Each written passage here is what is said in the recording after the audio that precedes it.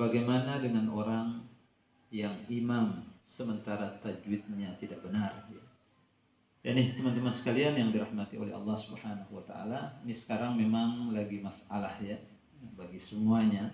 Hampir semua rumah tangga mengalami ini. Harus menjadi imam, harus berlatih menjadi imam, anaknya, bapaknya bergantian jadi imam. Bahkan ibunya terkadang juga harus jadi imam untuk anak-anaknya ya.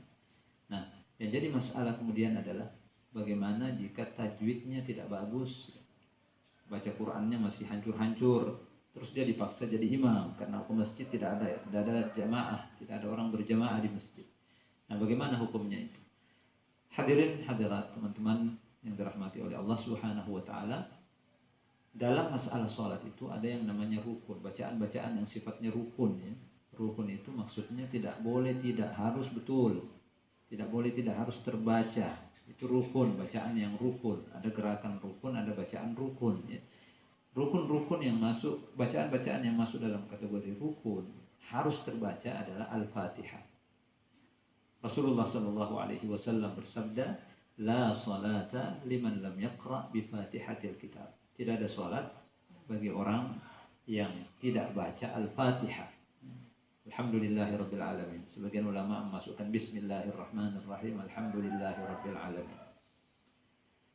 Maka sebelum kita jadi imam, minimal pastikan bacaan Bismillah itu dengan Al-Fatihah itu dengan baik. Ya.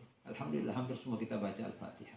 Ya mungkin ada yang kurang-kurang sedikit tajwidnya, ada yang kurang-kurang makhrajnya sedikit. Insya Allah tidak apa-apa. Yang penting bacaan Fatihahnya betul-betul diperbaiki, ya, betul-betul diusahakan untuk baik. Nah itu minimal. Karena itu yang diperdengarkan kepada jamaah. Itulah yang diperdengarkan kepada makmum kita. Nah selebihnya tambahan-tambahan surah yang lain itu tambahan surah yang sifatnya bacaan sunnah saja, tidak masuk dalam kategori wajib. Ya. Jadi dibaca, hafalkan yang dibaca yang paling kita hafal. Ya, kalau hafal 30 saja baca 30. Yang penting Fatihahnya betul-betul diperhatikan, diperbaiki, insya Allah sah ya. Insya Allah sah.